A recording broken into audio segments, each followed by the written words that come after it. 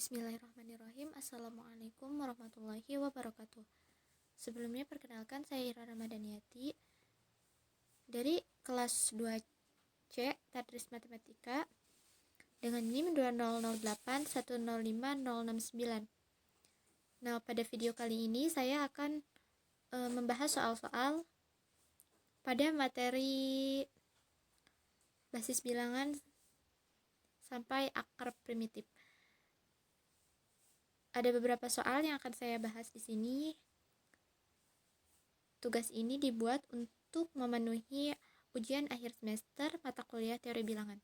Untuk itu langsung saja pada pembahasan soalnya. Soal yang pertama, tulislah bilangan 3201 basis 4 ke dalam basis desimal. Nah, adapun basis desimal itu adalah basis 10. Karena 3201 ini dalam basis 4 akan kita ubah ke dalam basis desimal, maka kita kalikan 4. Dan untuk pangkat dari 4 itu sendiri, ini bisa kita lihat dari banyak digitnya. Di sini ada 4 digit. Nah, setiap pemangkatannya itu kita mulai dari pangkat 0. Kita bisa memulainya dari belakang. Sehingga otomatis si pangkatnya itu dari 0 sampai 3 karena di sini bilangannya terdiri dari 4 digit. Jadi bilangan 3201 basis 4 sama dengan 3 dikali 4 pangkat 3 ditambah 2 dikali 4 pangkat 2 ditambah 0 dikali 4 pangkat 1 ditambah 1 dikali 4 pangkat 0. 4 pangkat 3 itu 64. Kemudian 4 pangkat 2 itu 16. 4 pangkat 1 itu 4, tetapi kita kalikan 0, jadi hasilnya 0. 4 pangkat 0 itu 1, 1 dikali 1, 1. Kita operasikan sehingga kita dapatkan 192 ditambah 32 ditambah 1. Dan kita dapatkan hasil akhirnya yaitu 225. Jadi 3201 dalam basis 4, kita ubah ke dalam basis desimal, kita dapatkan hasilnya 225. Soal yang kedua, bilangan-bilangan berikut ini semua ditulis dalam basis 2. Tentukan hasilnya. Nah, untuk nomor 2 ini merupakan operasi pada bilangan biner. Kita selesaikan dulu yang A, yaitu penjumlahan bilangan biner. Teman-teman bisa lihat di sini ya, di dalam kotak yang biru itu merupakan beberapa aturan. Nah, untuk 1 tambah 1 itu hasilnya 0. Dengan kita simpan 1 atau carry off 1 untuk penjumlahan berikutnya. Kenapa? Sebab digit terbesar dari bilangan biner itu 1 dan lambang dasar bilangan biner itu cuma ada 2, 0 dan 1. Sehingga harus kita kurangi 2. Jadi 1 tambah 1 sama dengan 2. Kemudian 2-nya kita kurangi dengan 2. 2-nya itu dari biner, basis biner. Jadi 2 kurangi 2 sama dengan 0 dengan carry off atau simpan 1.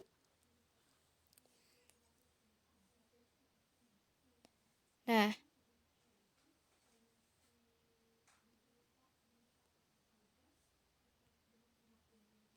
nol ditambah 1 hasilnya 1. Kemudian 1 ditambah 1 sesuai dengan yang dijelaskan tadi, hasilnya itu 0. 1 tambah 1 itu sama dengan 0 dengan kita carry off atau simpan 1. Nah, di atas yang 0 itu. Jadi 1 tambah 1 0 lagi. Kita simpan lagi 1. Jadi 1 tambah 1 tambah 1. Seperti halnya yang tadi ya. 1 tambah 1 tambah 1 itu sama dengan 3. Kita kurangi dengan binernya yaitu 2. Sehingga menghasilkan 1, simpan 1 atau carry off 1. Nah, jadi di sini 1 tambah 1 tambah 1, 1 sisa 1. Sisanya kita tulis lagi di sini, simpan 1. Maaf kepanjangan. Jadi 1 tambah 1 tambah 0 sama dengan 0. 1 tambah 1 sama dengan 0, sisa 1 lagi. Kita tulis di sini. Nah, 1 tambah 0 hasilnya 1. Kemudian yang terakhir itu 1 tambah 1, hasilnya 0, simpan 1. Kita bisa tulisnya di sini nih. Nah, di pinggir itu. Nah, 1 itu tinggal kita turunkan, sehingga bisa kita dapatkan 1 0 1 1 0 1 0 ditambah 1 0 0 1 1 1 1, hasilnya adalah 1 0 1 0 1 0 0 1. Selanjutnya untuk yang B, pengulangan pada bilangan biner. Nah, bisa kita lihat kembali ada yang dalam kotak biru itu. Nah, untuk 0 dikurangi 1 itu 0 dikurangi 1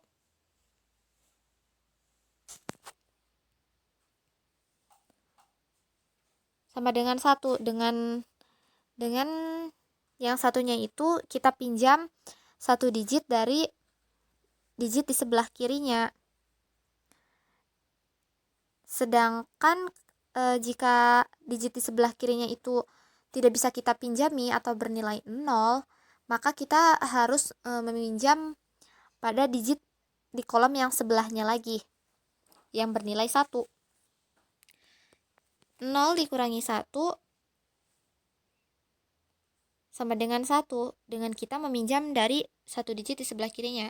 Sehingga si 1 yang ini nih, 1 yang ini, nah, yang diwarnai merah itu dia nilainya menjadi 0 karena setelah kita pinjam. Nah, kita kurangi lagi, kan tadi udah berubah jadi 0, 0 dikurangi 1, kita pinjam lagi, tetapi 2 digit di sebelah kirinya itu bernilai 0, yang berarti tidak bisa kita pinjami. Kita pinjam pada kolom ketiga dari bilangan yang tadi, kita pinjam. Sehingga angka 1 yang ini, yang di sebelah 0 nih, dia akan bernilai 0. Nah, yang itu yang di titik merah.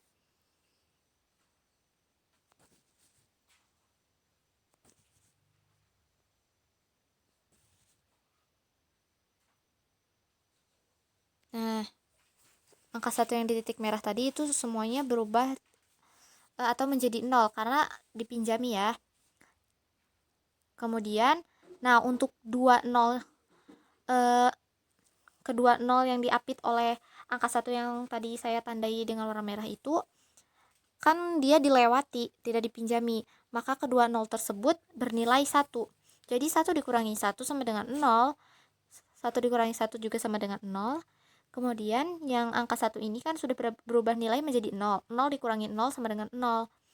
Terus 1 dikurangi 0 sama dengan 1. Yang terakhir 1 dikurangi 1 sama dengan 0. Sehingga untuk operasi pengurangan ini kita dapatkan hasilnya 0 1 0 0 0 1 1. Itulah jawaban untuk yang B. Kemudian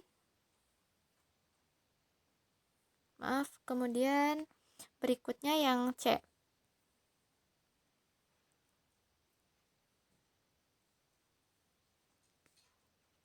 Ini adalah perkalian bilangan biner. 1 dikali 1 1, 1 kali 1 1, 1 kali 1 1, 0 kali 1 0, 0 kali 1 0, 1 kali 1.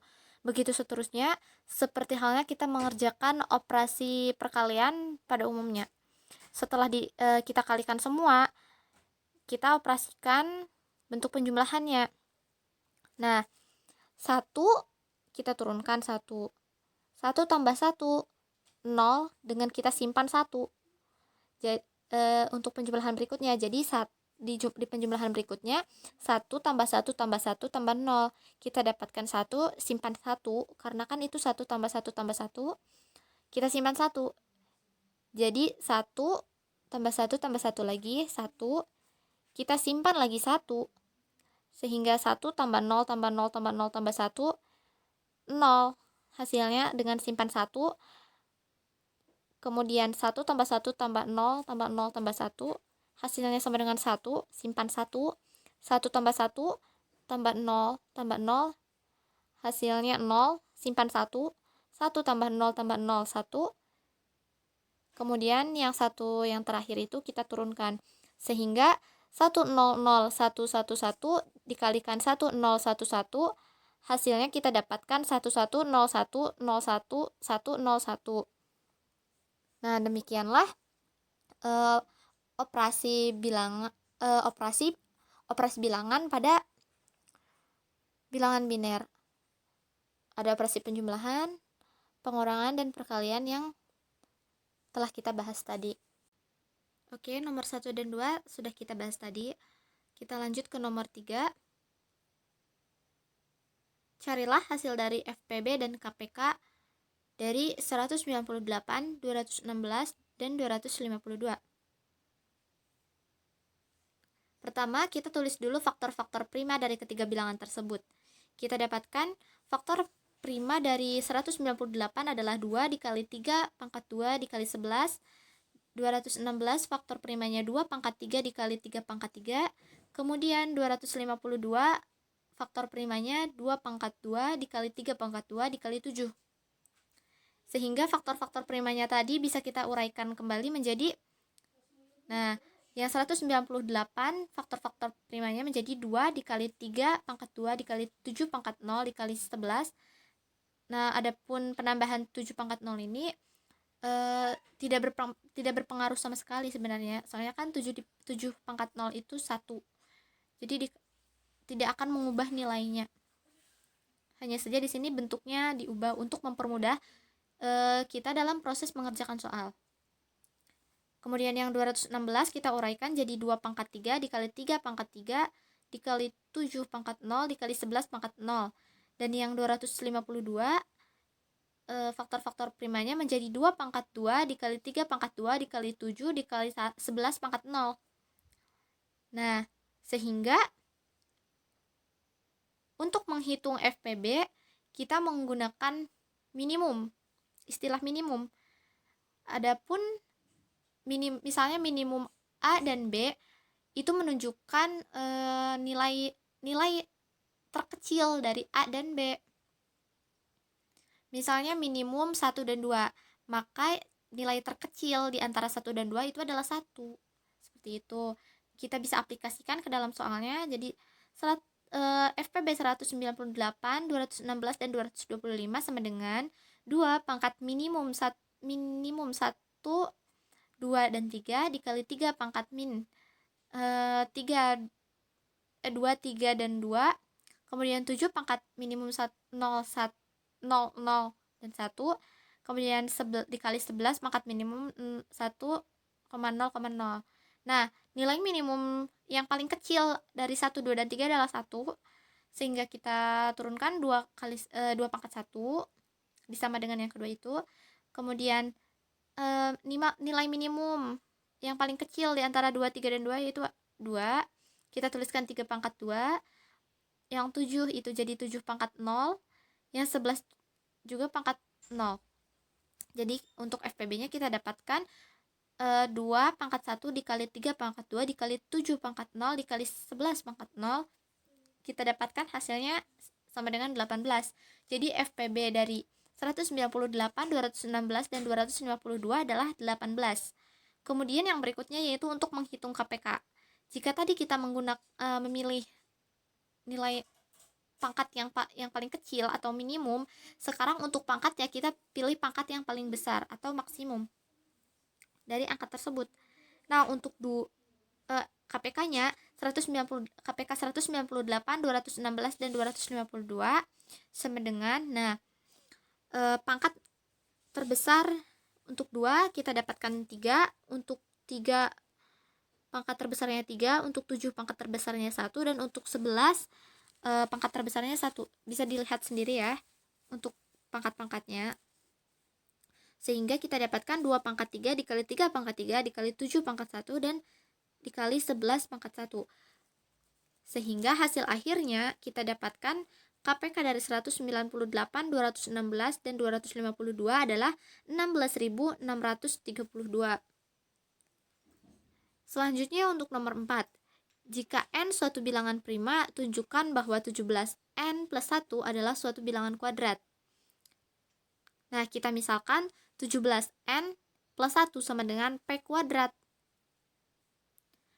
Nah, p kuadrat min 1 sama dengan 17n. Kemudian p kuadrat min 1 itu kita faktorkan. Sehingga kita dapatkan p min 1 dikali p plus 1 sama dengan 17n. Karena 17 dan n keduanya merupakan bilangan prima, maka dari persamaan terakhir bisa kita dapatkan p min 1 sama dengan 17 atau p plus 1 sama dengan 17. Nah, untuk yang pertama, jika p min 1 sama dengan 17, kita dapatkan nilai p-nya adalah 18. Sehingga p plus 1 itu sama dengan n. Sehingga nilai n-nya sama dengan 19. Kemudian untuk yang p tambah 1 sama dengan 17, kita dapatkan nilai p-nya 16. Maka p min 1 itu sama dengan n. Sehingga nilai n-nya kita dapatkan 15. Nah, n sama dengan 15 itu bukan bilangan prima. Kita substitusi yang 19, soalnya kan yang 19 itu bilangan prima ya. Kita substitusikan ke persamaan yang 17n plus 1 sama dengan p kuadrat. N-nya yang 19, kita substitusikan, P-nya yang 18. 17 kali 19 tambah 1 sama dengan 18 pangkat 2. 17 kali 19, 323 ditambah 1 sama dengan 18 pangkat 2 itu 324. 323 ditambah 1 sama dengan 324. Jadi 324 sama dengan 324. Sehingga terbukti apabila N-nya itu bilangan prima, maka 17n plus 1 merupakan suatu bilangan kuadrat. Nomor 5, tentukan sisa-sisanya jika 2 pangkat 55 dan 41 pangkat 75 masing-masing dibagi dengan 7. Kita jawab yang 2 pangkat 55 dibagi 7 terlebih dahulu. Karena di sini dibagi 7, maka kita akan menggunakan modulo 7.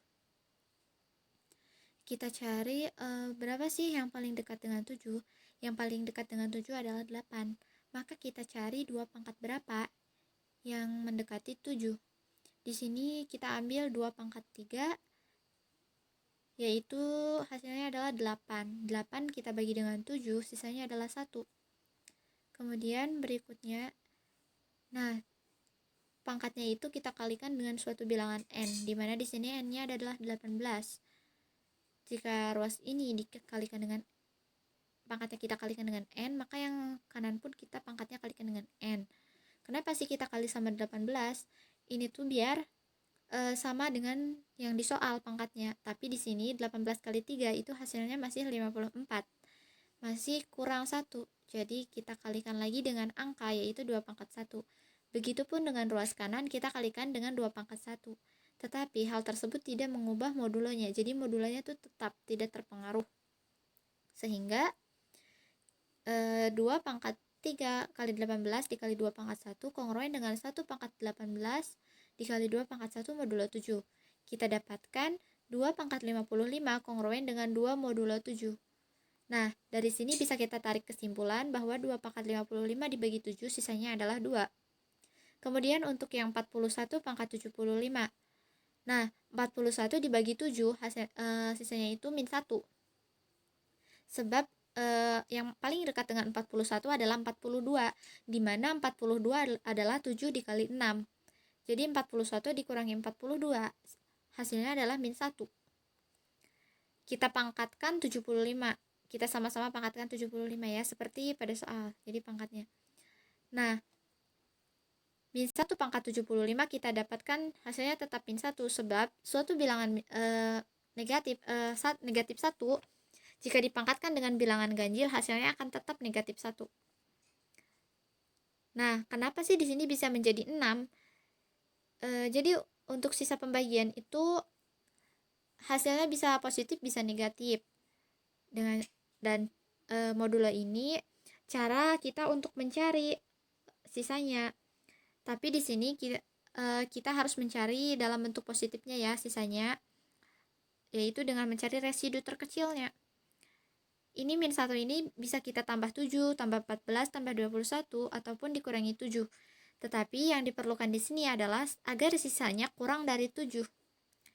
Nah, agar sisanya ini kurang dari 7, maka min 1 ini kita tambahkan dengan 7, sehingga kita dapatkan 6.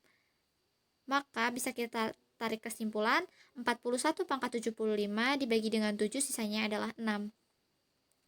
Nah, untuk nomor 6 ini, carilah penyelesaian dari persamaan linier Diophantus 2x plus 6y sama dengan 20. Nah, persamaan 2x plus 6y sama dengan 20 ini berarti 2x kongruen dengan 20 modulo 6.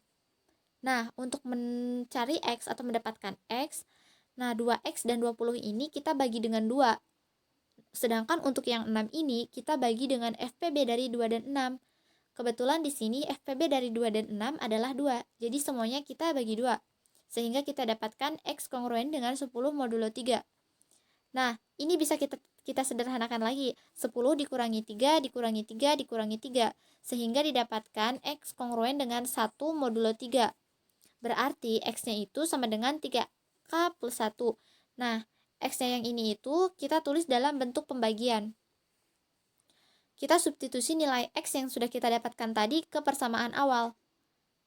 Nah, ke persamaan yang 2X plus 6Y sama dengan 20. Sehingga 2 dikali 3K plus 1 ditambah 6Y sama dengan 20. Kita dapatkan lagi 6K plus 2 plus 6Y sama dengan 20. Nah, kita manipulasi jadi 6Y sama dengan 18 min 6K. Maka Y sama dengan 3 min K. Sehingga himpunan penyelesaiannya kita dapatkan adalah X, Y, di mana X-nya yaitu 3K plus 1 dan Y-nya itu 3 min K dengan K bilangan bulat. Berikutnya yaitu nomor 7. Cari penjumlahan dua angka terakhir dari 7 pangkat 355. Di sini kita gunakan yang 7 pangkat 4 kongruen dengan 1 modulo 100. Di sini kan 7 pangkat 4 dibagi 100 itu sisanya adalah 1. Nah, 7 pangkat 4 itu pangkatnya kita kalikan dengan 88 agar nanti si pangkatnya itu sama dengan yang tertera pada soal. Yang ini kita kalikan dengan 88, begitupun dengan yang ruas kanannya. Sehingga kita dapatkan 7 pangkat 352 dan 1. Sebab 1 dipangkatkan 88 hasilnya tetap 1. Nah, yang kita cari adalah 355, tetapi di sini masih kurang. Di sini baru ada pangkatnya 352. Maka kita kalikan lagi dengan suatu angka, yaitu 7 pangkat 3. Begitupun dengan ruas kanan, kita kalikan dengan 7 pangkat 3. Sehingga kita dapatkan 7 pangkat 355 kongruen dengan 343 modulo 100. Nah, di sini, ini kan bentuknya sudah sama dengan soal ya. Bisa kita lihat dua angka terakhir dari 7 pangkat 355 adalah 4 dan 3. Maka, untuk penjumlahan dua angka terakhir dari 7 pangkat 355 itu adalah 4 ditambah dengan 3, di mana hasilnya adalah 7. Jadi, hasil penjumlahan dua angka terakhir dari 7 pangkat 355 adalah 7. Kemudian yang berikutnya nomor 8.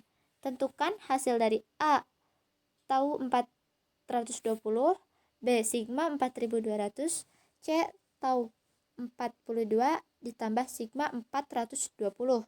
Kita akan mengerjakan yang A terlebih dahulu, yaitu untuk mencari tau 420.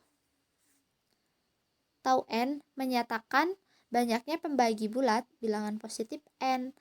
Misalkan bilangan 2, pembagi positif dari bilangan 2 yaitu 1 dan 2. Maka tau 2 adalah 2. Banyak pembaginya. Jadi tau itu menyatakan banyak pembagi bulat dari suatu bilangan. Nah, di sini tau 420. seperti yang kita ketahui, faktor-faktor prima dari 420 adalah 2 pangkat 2 dikali 3 dikali 5 dikali 7. Nah, apabila ada bentuk seperti ini, itu artinya tau 2 pangkat 2 dikali tau 3 dikali tau 5 dikali tau 7. Nah, adapun di sini, apabila n bilangan prima, pembagi bulat positifnya hanya 1 dan n itu sendiri. Sehingga tau n sama dengan 2, dengan n-nya itu bilangan prima. Kemudian ada suatu aturan lagi. Apabila k suatu bilangan positif, maka tau n pangkat k sama dengan k plus 1 untuk n bilangan prima. Nah, jadi jika menemukan bentuk seperti ini dan n-nya itu bilangan prima, maka kita bisa mengikuti aturan yang ada dalam kotak berwarna ini. Nah, di sini kan 2, 3, 5, dan 7 semuanya merupakan bilangan prima. Jadi kita bisa gunakan kedua aturan yang ini. Sehingga bisa kita dapatkan, nah, tau 2 pangkat 2, kita mengikuti bentuk yang ini. Sehingga kita dapatkan tau dari 2 pangkat 2 itu 2 ditambah 1. Nah, untuk yang tau 3, 5, dan 7, teman-teman bisa pakai yang mana aja. Bisa menggunakan sifat yang ini langsung 2, atau mungkin ingin berproses menggunakan aturan yang ini. Tapi di sini saya menggunakan yang ini. Jadi tau 3 sama dengan 2, tau 5 juga 2, tau 4 juga 2. Sebab 3, 5, dan 7 ini adalah bilangan prima. Sehingga kita dapatkan 3 dikali 2 dikali 2 dikali 2. Di mana hasil akhirnya yaitu sama dengan 24. Jadi tau 420 adalah 24. Berikutnya yang B, yaitu sigma 4200. Nah, di sini sigma P menyatakan jumlah semua pembagi bulat positif dari P. Nah, apabila P-nya itu bilangan prima, maka sigma P sama dengan 1 ditambah P. Sigma P kuadrat sama dengan 1 ditambah P ditambah P kuadrat. Sehingga sigma P pangkat T sama dengan 1 ditambah P ditambah P kuadrat ditambah titik-titik sampai dengan P pangkat T. Nah, bentuk ini merupakan bentuk deret geometri dengan A-nya itu sama dengan 1 dan R-nya itu adalah P. Sehingga jika kita menemukan sigma P pangkat T, maka bisa kita gunakan rumus deret geometri, yaitu P pangkat T plus 1 min 1 per P min 1. Dengan syarat P-nya itu bilangan prima dan T merupakan suatu bilangan positif. Teman-teman bisa lihat sendiri ya di sini untuk lebih jelasnya. Nah, kembali lagi ke soal yang B, sigma 4200. Di sini kita akan hitung ya. Nah, kita ketahui faktor-faktor prima dari 4200 ini adalah 2 pangkat 3, 3, 5 pangkat 2, dan 7. Kenapa sih pakai faktor-faktor primanya? Ini tuh untuk mempermudah kita dalam mengerjakan soalnya, apalagi angkanya yang besar-besar. Nah, ini berarti sigma 2 pangkat 3 dikali sigma 3, sigma 5 pangkat 2 dikali sigma 7. Nah, kita bisa gunakan aturan yang ini ya, teman-teman. Sehingga 2 pangkat 4 min 1 per 2 min 1. Kenapa pangkat 4? Kan di sini kita lihat sendiri, pangkatnya kita tambah dengan 1. Jadi di sini kan pangkatnya 3, kita tambah dengan 1, jadi pangkatnya 4. Begitupun seterusnya, bisa dicoba sendiri. Sehingga kita dapatkan 15. Kemudian yang ini kita dapatkan 8 per 2. Yang ini untuk yang 5 pangkat 2 kita dapat 5 pangkat 2 yang ini ya. Kita dapatkan 124 per 4 dan dikali 48 per 6. Nah, sehingga kita dapatkan 15 dikali 4 dikali 31 dikali 8. Dan kita dapatkan sigma dari 4200 adalah 14.880. Selanjutnya kita jawab yang C. Yang C itu soalnya tau 42 ditambah sigma 420. Nah, kita bisa menggabungkan kedua materi, yaitu fungsi tau dan fungsi sigma. Yang pertama kita mencari dulu fungsi tau dari 42. Di mana faktor prima dari 42 adalah 2, 3, dan 7. Sehingga fungsi tau 42 sama dengan tau dikali 2 dikali 3 dikali 7. Nah, ini kan bilangan prima seperti yang tadi.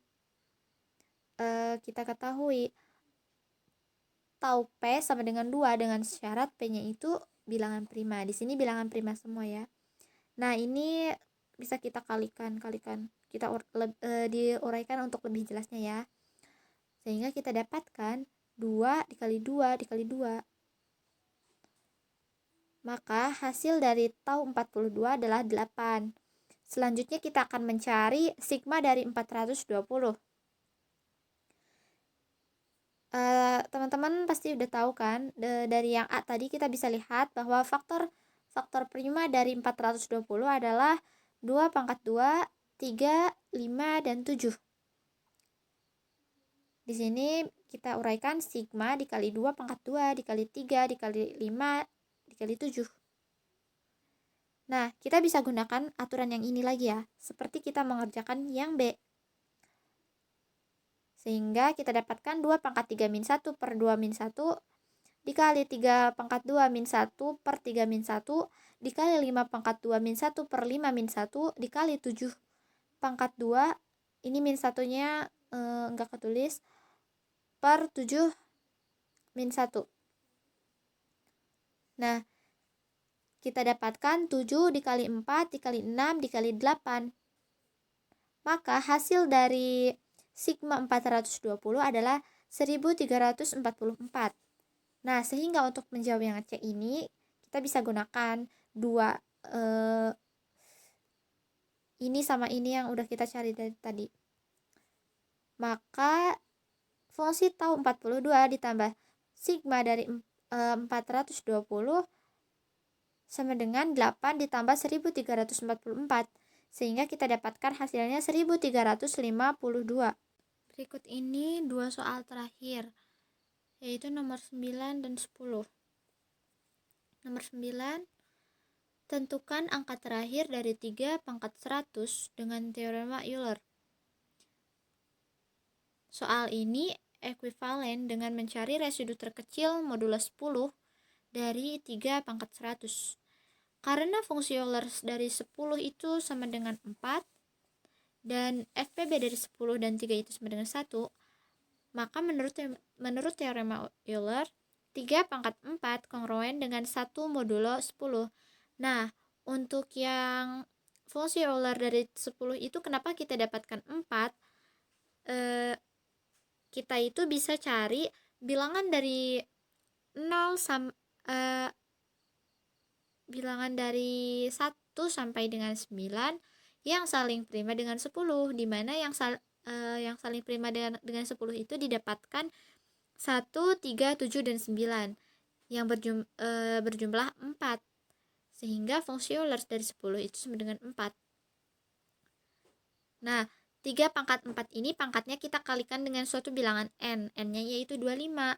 Kenapa sih dikali 25? Agar hasilnya yaitu pangkatnya 100, biar sama dengan soal.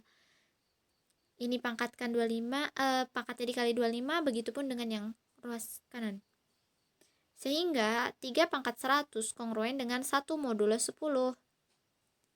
Jadi, angka terakhir dari 3 pangkat 100 adalah 1. Nih, yang ini, sisanya 1.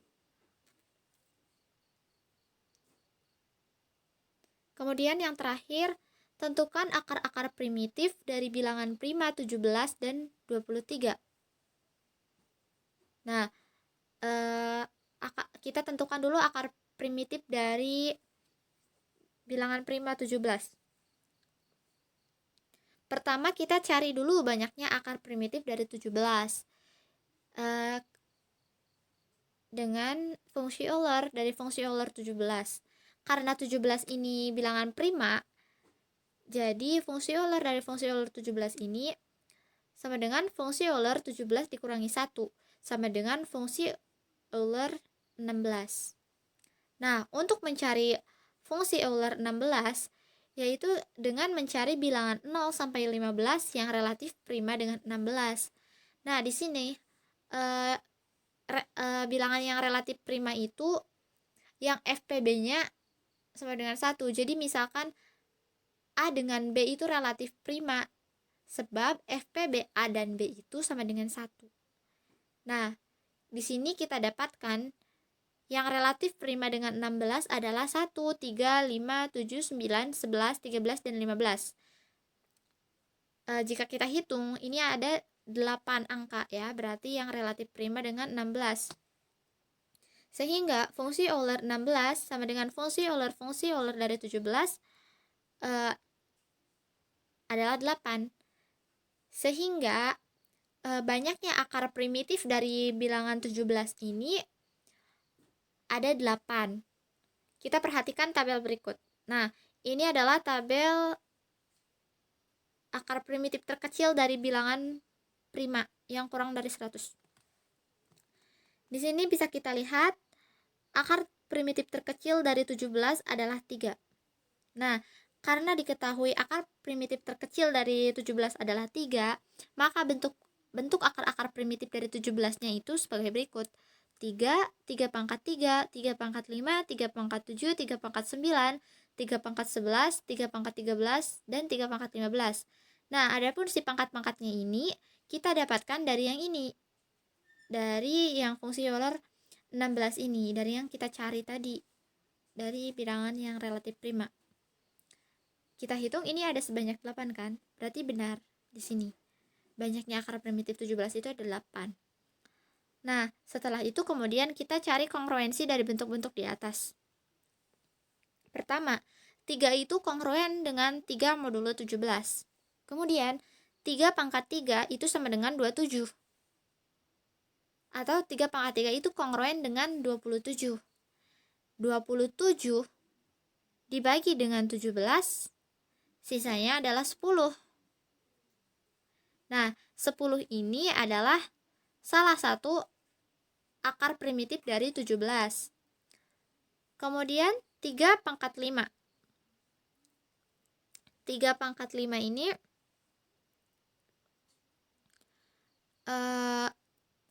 sama dengan atau kongruen dengan 3 pangkat 5 ini kongruen dengan 3 pangkat 3 dikali 3 pangkat 2. Nah, kita kan udah dapat tadi 3 pangkat 3 itu sama dengan 10 ya. Kita dapatkan. Jadi memanfaatkan kekongruenan yang telah kita temukan di atas, kita tinggal substitusi. 3 pangkat 3-nya itu 10, sedangkan 3 pangkat 2 itu kan kita ketahui 9.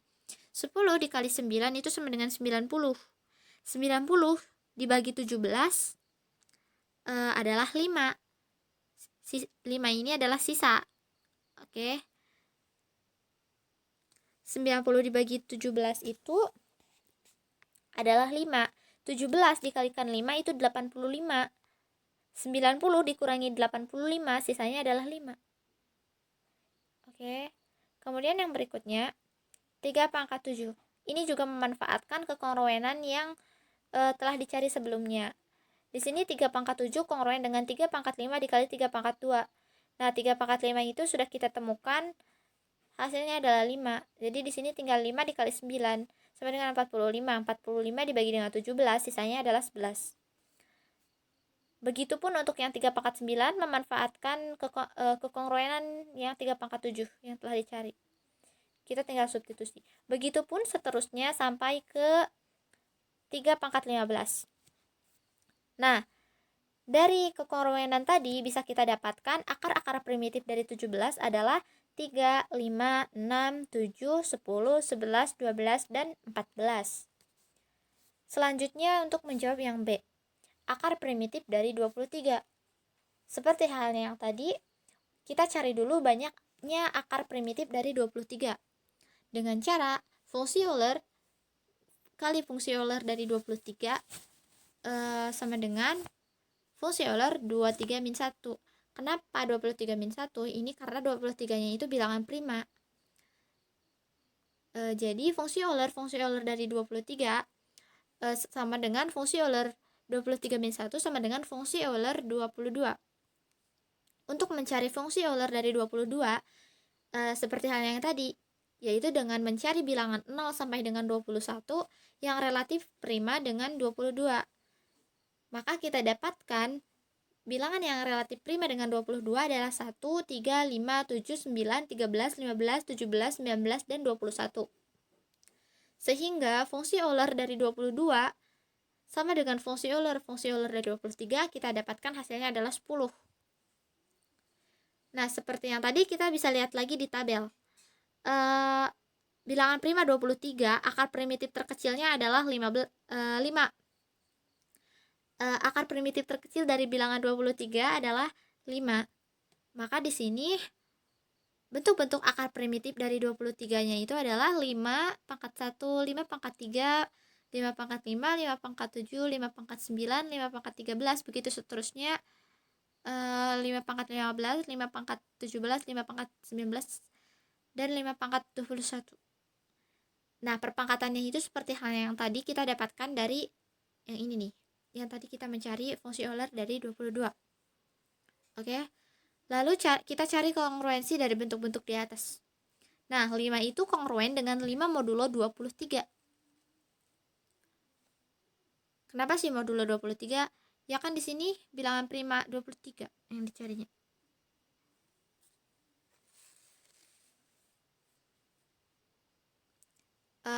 Kemudian 5 pangkat 5 kongruen dengan sebelumnya 5 pangkat 3 kongruen dengan 125. 125 dibagi 23 sisanya adalah 10. Begitupun yang 5 pangkat 5 dengan memanfaatkan kekongruenan dari yang sebelumnya, kita tinggal substitusikannya. Di sini kan 5 pangkat 5 kongruen dengan 5 pangkat 3 dikali 5 pangkat 2. Maka kita substitusikan 5 pangkat 3-nya sudah ditemukan yaitu 10. Jadi kongruen dengan 10 kali 25 didapatkan 20 modulo 23. Sebab 10 kali 25 dibagi dengan 23 sisanya itu 20. Begitupun seterusnya kita memanfaatkan kekongruenan dari yang sebelumnya. Nah, untuk yang 5 pangkat 13 ini kan di sini tidak ada 5 pangkat 11 ya. Jadi kita memanfaatkan kekongruenan yang ada, yaitu 5 pangkat 13 kongruen dengan 5 pangkat 9 dikali 5 pangkat 3 dan dikali 5. Nah, 5 pangkat 9 11. 5 pangkat 3 itu kita dapatkan 10 dan 5 itu